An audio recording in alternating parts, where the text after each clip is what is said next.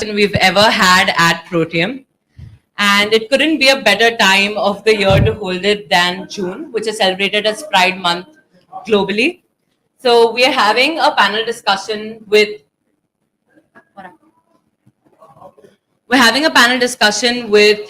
people from the LGBTQIA++ community, and of course, representation matters. So let me just tell you all what it's going to be about. So the topic of today's panel discussion is how can corporate workplaces be more inclusive of the LGBTQIA++ community? So at Protium, we truly believe in our continued commitment of building an inclusive society. And when we embrace and celebrate the community, it is a true testament of what we believe in. So without delaying any further, we would like to start the panel discussion and delve into the different challenges and strategies which we can use to make corporates and workplaces in general a more inclusive place for everyone. Thank you. I would also like to now introduce June. So for all those who remember, June was there here last year as a very first speaker for our Pride campaign. June is a queer feminist. She runs an NGO called Garima Trust for Children and Women's Rights. Her pronouns are she, her. Last year, she took an amazing session on Queer 101, and she's going to be a moderator with me. To introduce myself, I am Milani. I am a VP at Protium. I am a part of the marketing team, and I'll also be a moderator with her. Over to you, June. Thank you. Thank you so much. And good evening, everyone. Happy Pride Month to you all. I think I met a couple of you last year. I think I see some familiar faces around here today. So are you all ready for the program to begin? You look very serious and very concerned. Yeah, and it's Pride Month. It's Pride Month. It's got to be more fun than this. This is too serious for our Happy brand. faces. Can we have a round of applause? Yeah, this is too serious for us. So please. Thank you. Thank you. So as Miloni introduced, I'm June. Hi everyone. Miloni and I will be conducting the panel interview today. We'll be asking questions. So I'm also going to take a seat now. So with us, we have 3 panel members today. And incidentally, all 3 of them are also my friends other than being co-workers and comrades. So we have with us today Yogesh. Yogesh is a queer researcher and an independent journalist. They work on gender and sexuality issues, and their pronouns are they, them. Yogesh. Yeah. Hi. Can we have a round of applause, please, for the panelists? Thank you. Next, we have with us Rakshita. Rakshita identifies as a trans woman. Her pronouns are she and her. And she is also, along with being a D&I expert, she is also a social rights activist. Thank you, Rakshita, for joining. And we have Nishtha with us. Nishtha is a mental health professional and also a journalist. She has been working in the space of mental health support for the queer community, and her pronouns are she and her. Nishtha is a proud ally. Yes, so thank you. Those are the 3 panelists today. We have a bunch of questions that we will be asking our panelists, but we also want to hear from you. So we'll be taking questions from you. We'll also like to hear your thoughts on the questions as well. And let's also hear a bit about them from them. Yes, absolutely. So maybe if Yogesh, you'd want to start telling us a bit about yourself, your journey. Yeah. So, well, as June introduced me, I'm a queer researcher. So, of course, like I research as to like what is it to be queer, and it is fun. So that's why like we do get invited like to talk about like how to be queer, how to be fun. So that's precisely what I do. And I'm also an independent journalist. So I'm also like one of those extremely privileged few journalists like who worked at media spaces which had been extremely inclusive, went to colleges and schools like which were extremely open. I never had to like really be in the closet, like so to speak. I mean, like my professors knew it didn't really matter. And which city is this, Yogesh? Which city were you born and raised in? Which city? Yeah. Bangalore, yes. Yeah, very much Bangalore. Yeah. Yeah, that's about me for now. Yeah. Thank you. Nishta, would you like to introduce yourself? Yeah. Hi, everyone. I think it's working. Yeah, It- we can it is? hear you. Yeah, we It's got working? it. Yeah. Yeah. Why don't you do? Better? Yeah. So I have been working in as a desk editor for I think for 10 years. I was working as a journalist, and after that I trained as a counselor, and I've been working as a therapist for the past about 2-3 years now. That is like I've completely moved away from journalism now, and yeah, I work with a lot of people from the community. I have worked extensively with trans community as well, and I think there's a lot of. I'm hoping to be able to bring a little bit of insight into like what is it, what are the benefits, what are the mental health benefits also of being inclusive. Yeah, so Yeah. that's what for me. Thank you. Rakshita, I'd like to hear from you as well. Before introduce myself, why so serious of the pride? Okay, let's I can begin with 1 minute's activity. Okay. How many of you guys know how to cheer, How to cheer. How how to cheer. whistle, how to claps? How many of you know how to whistle? Oh, that was Nice. good. I'm not Nice. audible. Nice, nice. It's Some not more. audible. Some noise claps.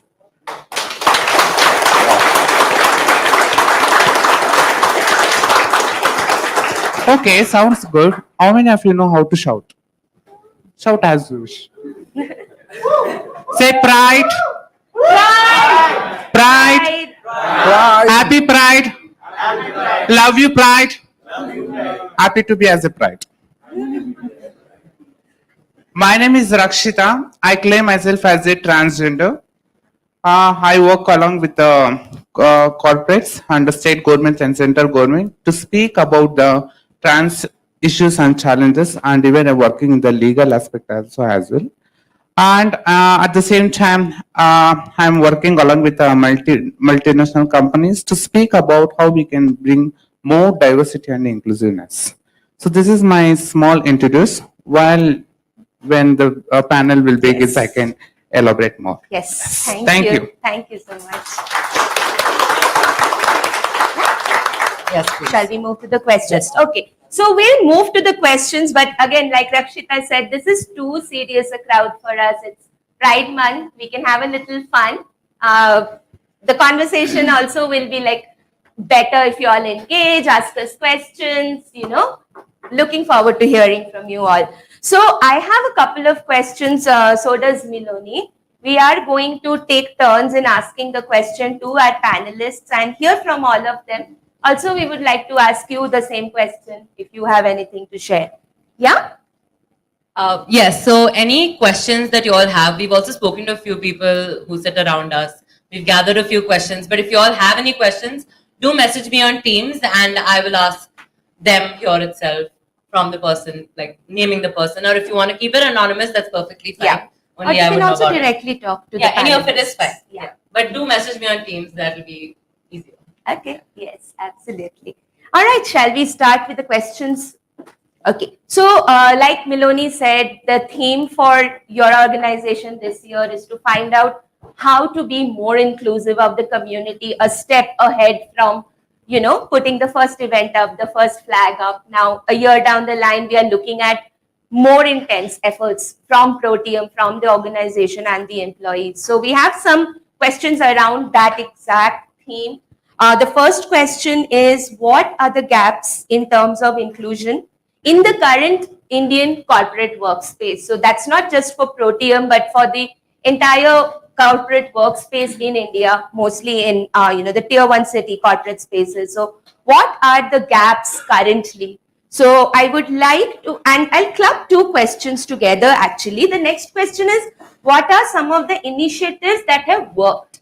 So we have two questions. What is currently the gap and what has worked so far? So I want to start with Rakshita. Rakshita, what do you think are the gaps and what do you think has been working? I'm very proud that I am the first panel who is speaking. How many of you guys very confident as a man?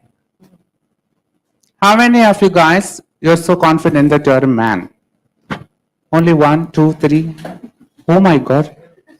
I can see only some less countings. Not majority. It's minority man. Man. I can see behind line also has one. Here, left side, hiding someone and raising the hands. Be confident as a man. How many so confident as a woman? Nice. How many of you guys so confident? Trans man, trans woman, gay, lesbian, bisexual, queer, plus, Jokti, Koti, Malladi, Shivshaktis. Halai. Hali is always being Always like a welcome. backbone. Yes, they are like backbones. Yes. To have. Yes. I No? think Rakshita was asking more of your Again. own, yeah. Yeah. How many transgenders are working along with you? My question very simple. How many transgenders are working in this organization? See, June, what you ask, the question is again very sensitive questions. How we can spread the more inclusiveness through the media. If you go to the LinkedIn, last 2 days back, I was just scrolling the LinkedIn that one of the respective organizations celebrated the Pride Month. That is only opening the stall and they brought the placards and they done some within the campus some pride movement and all. And there's no panel discussion or anything. My question is it you guys are very transparently celebrating the pride or for name of the organization purpose you guys are celebrating the pride or only for the pride month you guys are celebrating the pride? Pride is not only particular for June month. Pride will be always second, hour, minutes until our breath. How we are acknowledging ourselves, we should be very confident, we should be very bold. What we are identify ourselves, that is called pride. You should not bother about society. Society can judge you in the many ways. Why this girl is putting color on your hairs? Why is she cutting the hairs? Why she's piercing the nose? No? Why men are leaving the nails? Why they were putting kind of a earrings and all? See, this is again, it's why I'm bringing these notifications because in social media we should start to spread how we can bring the more inclusiveness. Hiring, in the hiring part, I was yesterday in Christ Academy, Christ University. One student asked me a question, Madam, when you're talking about the hiring part and talking about inclusiveness part, how can you merge this and bringing transgenders inside? Hiring part, please open a vacancies for transgender community. See, everyone, I can't done graduation, I can't continue my studies. I can't say because when we are come out from the family, I'm holding everything myself. The society is in my hand. How I will be balancing this? No? Okay, let's we will approach for some scholarship and fellowship, which doesn't work because our community people, when we left the house, we will be very individual. We don't trust anyone. No? And based on our friends, relation, neighbors, no, we don't lead life that way. We always lonely leading the life. Fine. At the same time, we need economically balance. I can study, then who will take care of my health? Who will take care of my food? Who will take care of my rent? Who will take care of my expenses? My question, fine.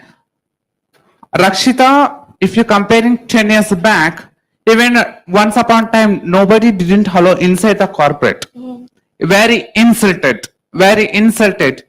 The example, one of the organization, which is in Kormangala still right now, I'm very sad of that.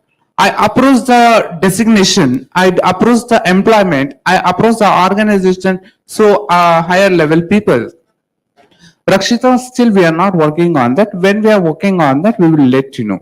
So when I'm really interested and following up, why you guys are so ignorant? If you are hiring, fine. Right now, if you're comparing 5 years back, society was to phobia mindset. Yes. After 2019 judgment, everything slowly is changing. Last week, we given kind of memorandum to the Honorable Chief Minister of Sidramaya. Please include hers also in the scheme. What your promise of I guarantees. No, so this is how I'm requesting to the every organization, BU leaders, managers, no, head of the HAPACs, no, fine. Who are all done discontinue, create a one kind of a designations and start recruiting them. This pride event should not be end up here only. This forum has to go forward. Absolutely. No, Like Yeah. that's why we don't want to call it Pride Month. It's something that's going to run through the year. Yes. And the learnings from today that we understand from y'all, and it's important for y'all to speak about it, is what we're going to take forward and take time and then get those policies in place that's going to ensure that we are inclusive as an organization. And it's not just for us, it's for all other people who are watching this right now from different organizations to take note of how to do it, because everyone wants to do it, but the how part is something that is a bit of a gray Absolutely. area. Yeah. True. Yeah. I also wanted to add to what Rakshita was saying. One particular thing I think is very good for you to come out as a corporate company who is inclusive is brand yourselves that way. The program that you are telecasting live today. Again, like she said, it shouldn't end with this month alone. But if your social media, when people are from the community coming to look for a job, and first thing we'll do is we'll go look up the company on social media, on Glassdoor, on LinkedIn, on Twitter. If we see even a rainbow over there, you can't imagine the joy we feel. It means there's someone in that company who's thinking about inclusion. So something as small as a one-time branding can do wonders. So just wanted to add to what can be done to fill the gap as well. Branding is super important, like just the way clothes and makeup brands brand themselves as inclusive, rainbow friendly. We are always looking for companies that have that tiny little note saying, hey, we are inclusive of hiring or from the community. I would like to add for second question. Yeah. Yeah. I will finish it up within 1 minute. How we can bring the transgender community inside, not particularly transgender, LGBTQ community inside. In the 2019, I worked with the Royal Bank of Scotland. They want to bring some changes within the policy. I worked with the 32 external organizations to understand how so nicely they done the policies. I compared with the 32 organization. I'm pulling down and I'm looking very transparency. The policy is very sad thing. Only 5 organization very transparency policy. I took that 5 policies and I work for this organization. When I'm what is that called, restructuring about the policy, I just made it differentiate. What are the things is right now it's in the policy? What are the should come inside the policy? So then I done 3 months of internship. They took 2019 as a HR policy for internship, not 2019 HR policy. Final PPT presentation, the leader was asked only one question. Rashida, what you are going to be next? I told, dear leaders, dear managers, if you are bringing this policy, you should make one promise to me. Then only I can ready to for final presentation. What is that? After this presentation, you should start to recruit the trans community in the kind of programs like internship Targeted programs, hiring no, programs. or kind of a skills and development trainings. You should start in that way across India, because across India I am creating the policy. I don't like to keep the policy in the building of the corner of the building or somewhere inside the house. I don't like to see those kind of things. Yes, Rakshita, we can do that. So after my final PPT presentation, I'm very happy that We next, within 1 week, across India, 12 transgenders, including trans men, they are recruited. This is how high demand. This is how I would like to work very transparently on this case. That's very commendable. Yes. Yep. Thank you. Thank Thank you. you so much. Yeah. That was a lovely note to end on the first two questions. Okay. I'm going to move to the next question. And this one is, I want to open with Nishtha, but I want to hear from y'all as well. How can we, at an individual capacity, be more inclusive of the community? What should an ally do when they witness some form of homophobia, transphobia? How does an ally support, or how does an ally act in that moment? I think one of the things that I also wanted to include, which is a part of, allyship as well, is that I think in most organizations, we kind of within teams prioritize short-term profits, short-term, finishing of our key responsive acts. Sorry, I just yes. Over just long-term culture of how a workplace is. I just want to ask, you don't have to say for Protium itself. I'm sure some of you must have worked in previous organizations also.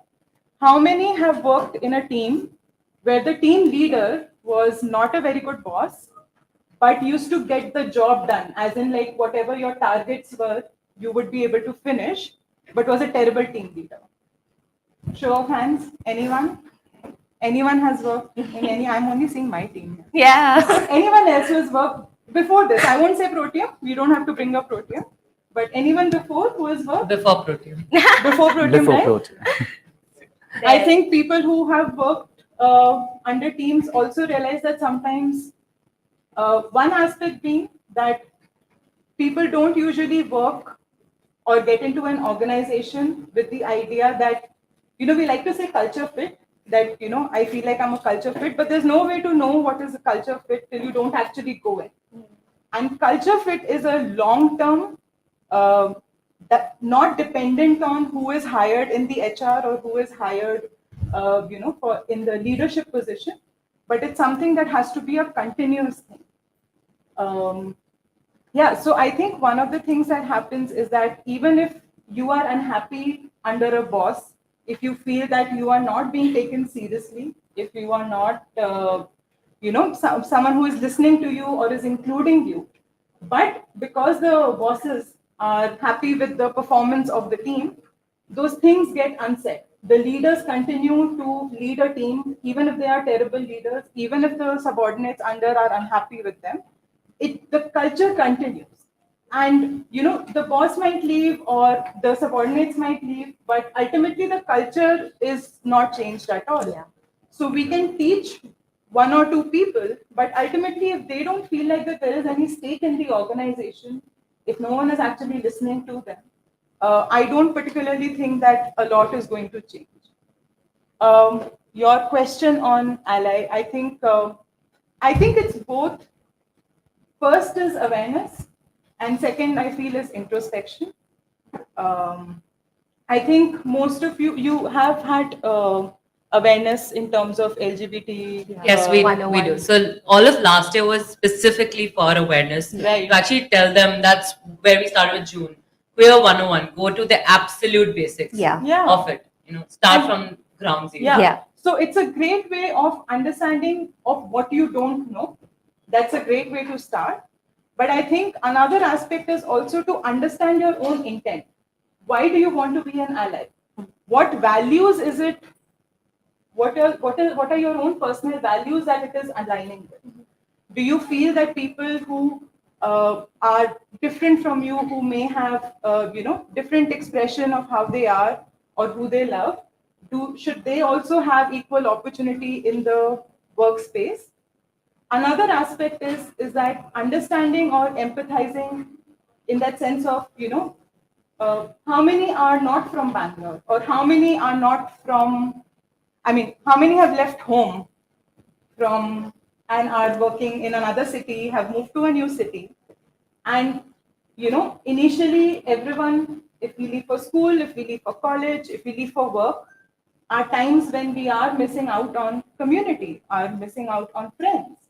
And, to understand that entering a space where you don't know anyone, where you feel different, or where you feel that you are other, because there's a group of people, you've joined an office, there's already a team, and you are an outsider. That feeling, if that is something that is a lived experience of people from the community, I think you might be able to empathize then, to be able to understand what it feels like to be an other.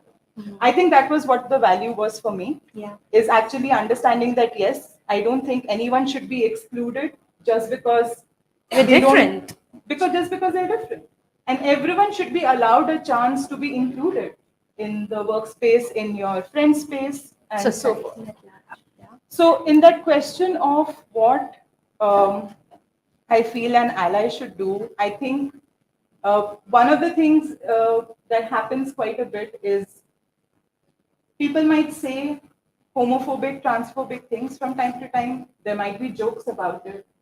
I think one of the things that we should remember is to speak up, but not speak over a person, like who it is being directed towards. Most people know how to take care of themselves, but I think as being a support system in that sense, I'll give you an example. Someone makes say a transphobic joke, and it is directed towards someone in the team. You can say that, hey, this is not acceptable, and I don't think that this is the kind of language that we want to have. But you don't need to fight over the person that it is being directed towards. Instead, you should ask that person what kind of support they need. So if they want to file a complaint, you should be able to, or it would be nice if you can go along with them and be like, yes, I've also witnessed this, and they want to file a formal complaint. I think just in general, asking the person what they want and helping them out or supporting them in any way possible, directing them towards the right resources or the right help. I also feel as a therapist, having organizations that have queer affirmative therapists in place who they can access, I think these practices might Yeah. really help. Yeah. in that And sense. thanks, Nishta. That's a very important part. I think the next step for companies would also be to have a queer affirmative therapist on Yeah. hold. They don't need to be an employee, but if you can have like a contract with a counselor or 5 or 10 based on the number. And if you have an employee who's reaching out or is even complaining about homophobia, transphobia, you can be the first person to network them to help. I think that would be really, really amazing to see coming up. Yeah. Absolutely. We've spoken extensively even on mental health last time. Yes. It's very important to have someone who can hear you Yes. and understand. I Yeah. think something very important that she said was empathize, not feel other. These are extremely meaningful words for anyone to keep in mind when they're speaking about or for someone Yeah. in the community. Also, I remember something you said last year, which was you're not an ally till you like if you're witnessing something which is transphobic or homophobic, you can't call yourself an ally if you're not going to speak up. You can't. You can't. You So can't. that's also something very Yeah. important for all of us to remember. Yeah.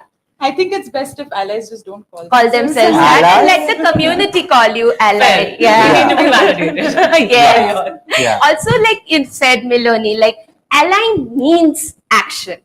You Yeah. can't say I thumbs up to LGBT community and be an ally. Ally means you've done something.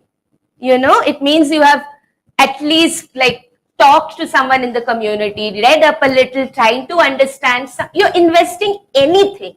That's where the journey begins. It's not just being okay with the gays, right? You really have to like be a little more than that to be an ally.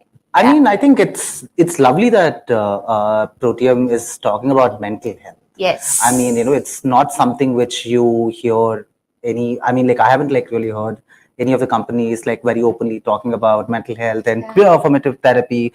Like all of this is not something which anyone would usually discuss, right? So also like taking from where Nishta ended. So the culture setting Okay, so I'll do one thing. I'll probably share a small anecdote. So yeah, in my introduction, I said like I was really privileged and like, whatever. I went to like schools and colleges which accepted me and stuff. So, but then the time came for me to move out of the university space and go and start working. And I started working at a very prominent book publishing house as a researcher. And I was not out there. Of course, like I didn't, I mean, you don't like really go out, go to everyone and saying, hey, listen, like I'm gay. Hey, listen, I'm gay. Like you don't do that, right? I mean, like, and I hope like no one expects that out of us, like, to come and tell you that we are gay and we are lesbian. Like, so I, of course, didn't do it. So they were like certain projects which came my way and like I had to supervise couple of college students to work on publishing and I had to guide them and all of that was going really well. And of course I made friends, like you make friends in offices, so you made friends. So I made friends and like some of them I came out to because like whatever, they saw me like with my partner back then and like questions came up and all of that, right? And one fine day, like all of a sudden, I just realized that everyone in the office knows I'm gay. I was like, okay, how did this happen?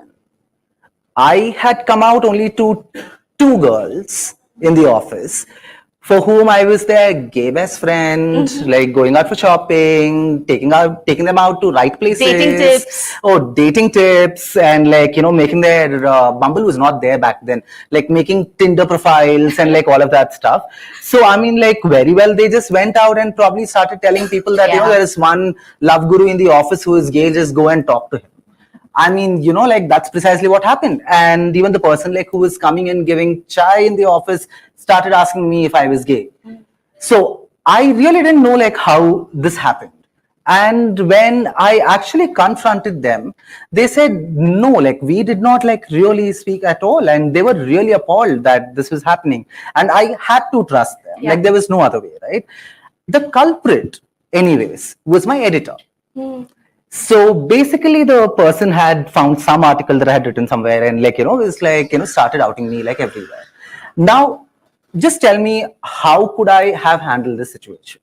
This is my first job and I'm there. Your and boss is outing you. Yeah, literally. my boss is literally outing me. And also I've been told many a times by people like who are working in corporate spaces and like other spaces that bringing your identity is not that important. Like don't talk about like how does it matter, like and all of that, right? So it did matter. My productivity went down and the project somehow like started because we also work with children. Projects towards me were almost taken off and I was not sent for any of the field visits like for schools and all of that. This doesn't happen only in the US. I mean, like, we are like, a lot of problems that the white countries have, like, welcome to the new world. Yeah, we have. Yeah. And we have had it like for a very long time. It's just that we have not been talking about it. Yeah. So, in these kind of situations, like with, it need not be transphobia and homophobia need not be like literally going and bashing someone. Yeah. Right? It's not. So, I mean, if I can give you a little bit of history of the word homophobia, right? So this is again like European quotes, like, which came up with what really is homophobia. Homophobia is not the fear of a gay person. It is the fear that a straight person had by looking at a gay person, thinking that the gay person can do something to you. Yeah. So that is homophobia. It's not like, oh my God, like, there's a gay, like, run. Like, or there's a gay, like, throw a stone. Like, no. Yogi, just as you're saying, to add the word phobia, no? How many of you have phobia of some insect or reptile? I have a phobia of lizards and geckos, right? What is it? It's the feeling it's gonna hurt me. It's gonna attack me. It's gonna do something to me. So add to what you're saying, if you just look at the word homophobia in itself, you see how much it's about you and not the other person and who they are and how they are. It's you. It's me. It's you. Also, queer people also suffer from homophobia and transphobia. Like, everybody suffers from it. and it's all, I think, ours end of the day, right? Yeah, Please definitely. continue. And Yeah. of course, like there is transphobia within the queer community as well. Absolutely. There's Like, homophobia within the community. within the yeah. community, and also there is internalized homophobia. Yes. Like, I mean, it's interesting. I mean, the other day, like we were just like making fun of like how I don't really have many straight friends. Many straight male friends, especially, like, and then like when I started thinking about it, like, what is it? Like, this whole thing of, oh, like, probably I'll be perceived gay, I mean, or like, oh, like, this person may come on to me. Like, no, I'm sorry, I'm not that desperate to begin with. And also, like, no, give me a break. Like, that's not how it works, right? I mean, you must be like quite sensitive about, like, like asking a person about their sexuality if they are not coming and talking to you. And it's none of our business. I mean, like, I mean, will I come and ask, hey, like, are you straight? Like, no, I'll not. So, I mean, like, don't ask. I mean, okay, like, if there is a person like who is effeminate, quote unquote, it's none of your concern again. Anyways, you believe, so this is interesting, right? Anyways, like, all of us believe that, your identity has got nothing to do with your work. But somehow, like, a man being effeminate Is a problem. is mattering in the office. Like, why? So that is something which we will have to think about. Yeah. Thank you so much for that. So we spoke about mental health, and that's something that, being othered, those things lead us to our next question, which is directed to you, Nishta. Why is feeling included so important for good mental health? And how does, othered exclusion impact a person? And this, of course, is from everyone point of view, but of course also for the community. So if you can tell us a bit about that. I think, like, from the example that I had brought up before as well, just in general, that idea of being in a new place, being away from your own community, people who know you, people who are your friends or your family. Uh, if it, if you are in a new city and for 1 month, 2 months, 3 months, 6 months, you're not really able to find anyone who you can hang out with, sit with, chat with, have food with, I think it's very easy for us to understand that it is going to bring us down in some ways. I don't have to tell you that the number of studies that have been done on that when you are excluded in this way, or even in general, like loneliness in itself, how it can impact your mental health, how much we need other people to be able to feel, mentally healthy. Um, I think in terms of mental health, I have, like, from my interaction, from the sessions that I have in counseling space, I think this has been one of the major issue that comes up. Yeah. I can tell even without the person actually telling me if someone's from the community, if they have had acceptance from their family, if they have had friends, the level of confidence and the level of, just in general, their strength in their abilities is 180 from someone who doesn't have that kind of a support or that community, where their main issue is that I feel very alone. I feel like no one understands me. No one wants to hang out with me. This is one thing I think I was telling June once also, when it comes to families. I talk to a lot of people who come from very small villages, and a lot of them who don't have the finances or didn't get the education that they see others in the city who have it. Not once have I heard from any person, any of my clients who say that, oh, my parents didn't have money or they didn't have the resources. The main priority, main concern, or main issue that they bring up, whether it's their friends, whether it is their relatives, whether it is their family or friends, is that they don't accept me. Yeah. They have thrown me out of the house or they have removed me from their space. And that sort of imbalance, that sort of feeling of I don't know how to go forward in life, I think brings such a vast difference in the mental health of just in general of the community as well. Yeah, absolutely.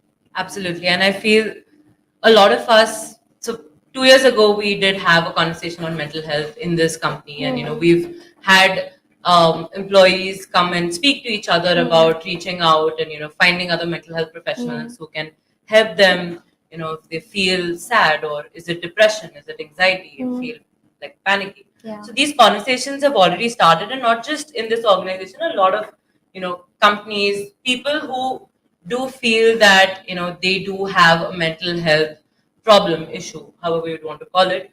They're the ones who start these conversations in these companies.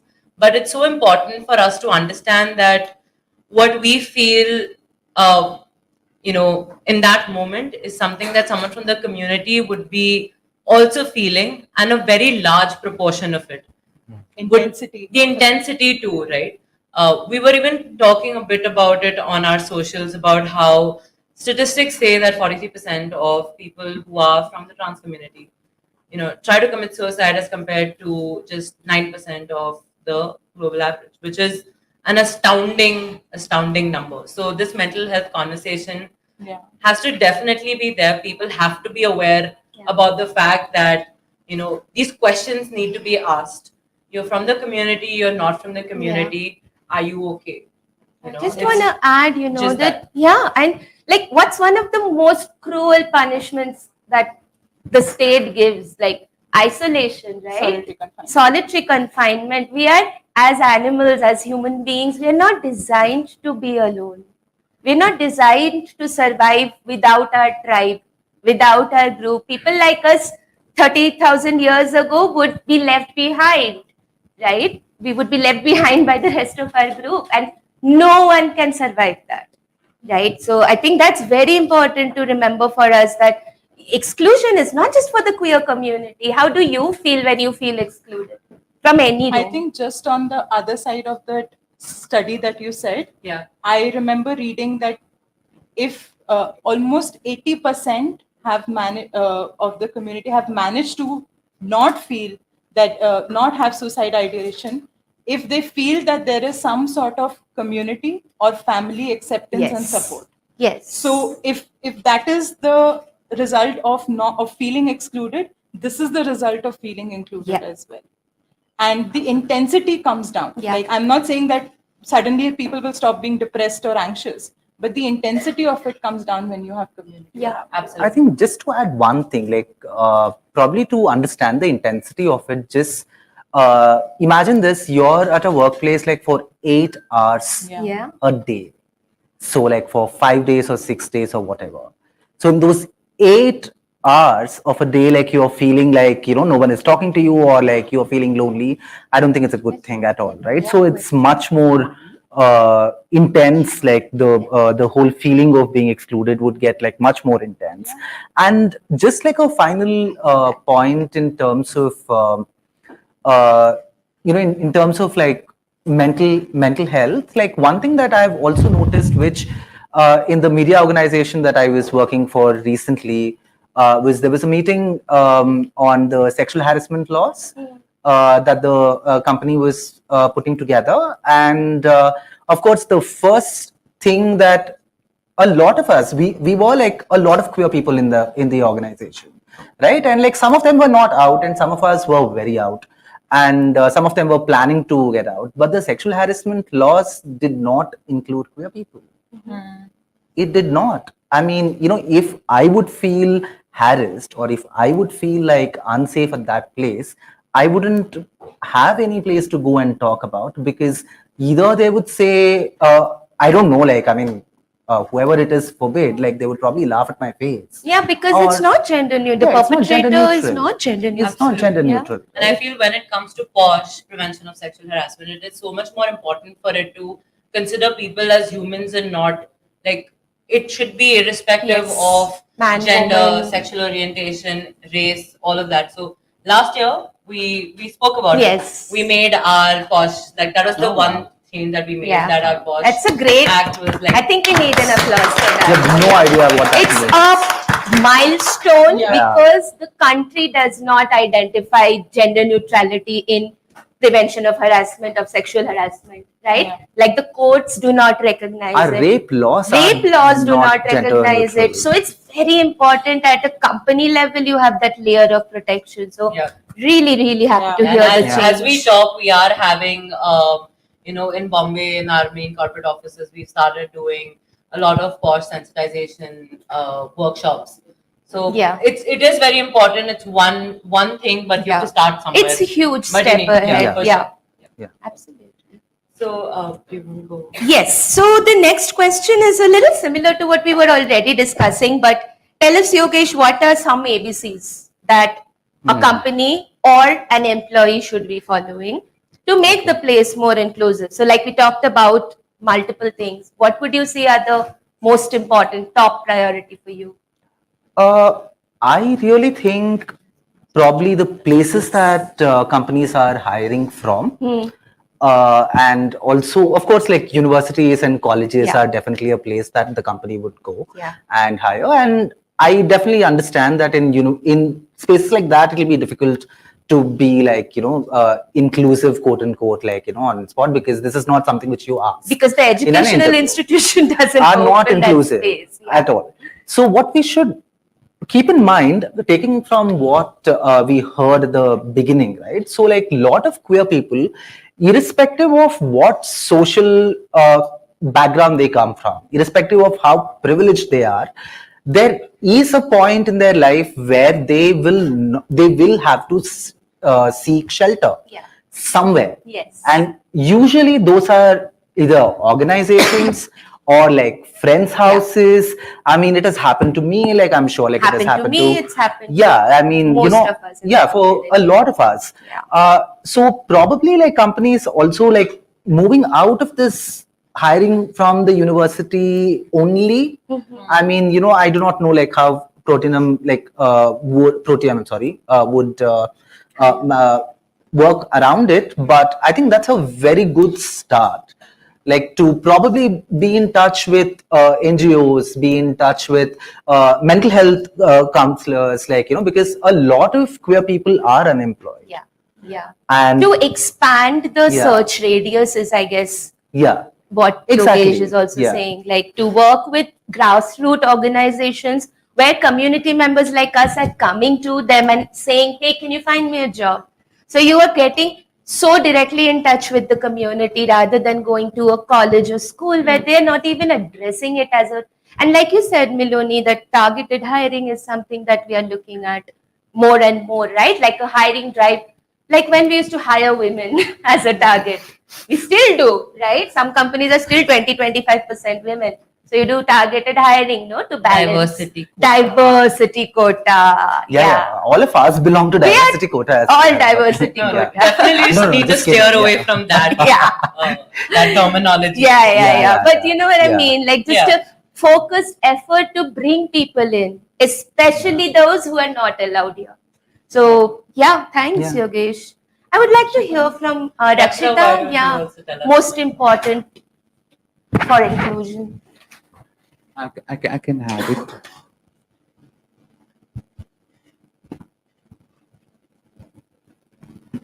Okay, so I will have it to those questions which I have discussed. Yeah, sure. Yeah. So the one.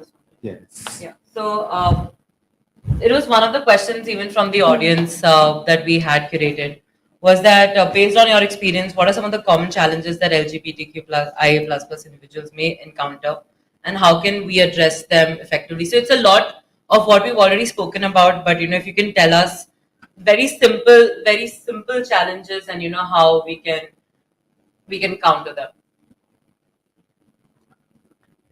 Can I speak through work? Yes, please. Will the camera be able to? Yeah, maybe Rakshita, just just this side. this Why area. why I'm just standing and I'm asking that I want to speak walkthrough. So when I'm walking on the floor in the 2018 is the first corporate. No, the first corporate, when I walking inside the floor, where we talk about the HR policy, inclusiveness, okay, we are so transparency on employment, You know, when I'm walking inside the forum, no, they suddenly denied. Rashita, you should not come inside the floor. My question is why? No, this is kind of a so higher person sits here, BU sits here, manager sits here. So then where we have to walk? We should walk where we're routing the maps. Only particular areas. Really, do we think you guys are recruiting for employment purpose, or do you guys are treating us like a culprits or a terrorists? At the same time, when I just question back to the HR, if you are recruiting very transparently, why so notions are here? Why so phobia mindsets here? That you should not walk to this person, you should not talk to that person, you know? Then in the 2000 at the same here by December, I took decision. It's been 11 months. Lot of discriminations and too much of phobia mindset, and visitors are coming and I don't bother what society speaks. But at the same time, it depends on how you are making a comfortable zone to work there. When I am approaching my manager, the manager is not ready to listen what I'm saying. Yeah. This BU team is kind of discriminated against me. Karke, Rakshita, you should not bother about them. Let's do your work. They are so direct employees. You are contractor. Oh, then direct employees are human beings. We are animals. See, this is how, if it's not question of like how we are bringing more inclusiveness. It's question of how more transparency you are. That is one thing. And recently I laid off with the Amazon. I went to due to TPV transactions. Same thing is happened in the 2023 recently in the February before leaving the organization. I worked as a guest relation officer. Guest relation officer, when I'm addressing the issues, my manager, when I'm raising my voice against, see, if a manager also, we should not sit quiet. If leader also, we should not sit quiet. We should not compromise our topics. We should not compromise with our demands. No. So manager was saying that Rakshita, you should be very what is it called? You should be very sensitive in this place because the leaders will come. So once leaders come, you should sit there only. You should stand there only. Excuse me, manager. I'm not that kind of person here. I cross your barricades. No, Rakshita, this is the policy. Bring the policy. I'm ready to fight against that. Yeah. Yeah. Let me fight. Why you are not why you are not allowing inside to show more inclusiveness? I want to be talked to our my colleagues. You know, it should be anyone. So I am not particular in the particular boundary. Then I told to their managers, if you are ready to bring transgender community people, first you should be very open mindset. Why so phobia mindset? I'm not talking that manner, Rakshita. Why you are taking different manner? You are in that manner only. I'm not in. You are in that manner. I'm in different manner. No. Yeah. Yeah. Then at the same time, like I met the leaders, leaders. I approached directly. I like to break the barricades sometimes. Everyone has their own patience. It should be in the business or society, education, political, all sector. We are having lot of patience. When we break the patience only, then only you can realize that where you are standing still. They're ready to fight. Yeah. So to take this thought forward, I have a question for you, Miloni. Also, if there is any more leadership listening in right now who wants to answer exactly what Rakshita was asking, why am I being treated Rakshita, would you like to join us? Okay, but I think you're not in the camera purview though. Yeah. So I want to know. Okay, the community is coming into your doorsteps, and we are taking a leap of faith. What are you going to do for us? What does the leadership or the managers of an organization? How can you take charge? How can you do whatever it is to make us feel a little more welcome? So personally, I became a manager very recently. From being an individual contributor, I now have a team of say 2 to 3 people who report to me, and it's very important to figure out what your managerial style is. But Yeah. all of that is by the book. Yeah. You can have a lot of different styles, which you can say, okay, I'm authoritative or I'm democratic or any of that. But it's more of the culture that you foster, right? So for sure, anyone who is a part of the leadership needs to lead by example. Yes. What you say, how you conduct yourself, what you represent, and what you have zero tolerance towards is viewed with a very, very, very fine lens. Yeah.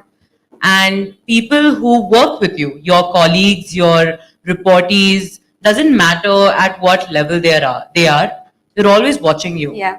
And they will look at you as the ones who are the culture torch bearers of the company. Yeah.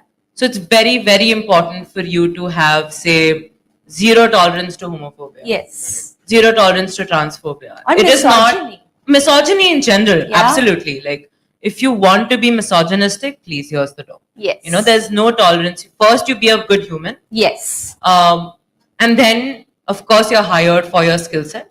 But there's only this much that, life can take you with a good skill set if you're not a good human being. Yeah. And mutual respect is extremely important. Yeah.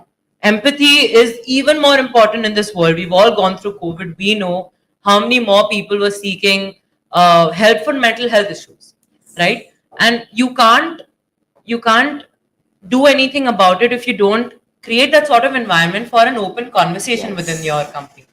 So you should be approachable in a way that someone can come and tell you, hey, I may have to leave early from work today. I have a therapy appointment. Yeah.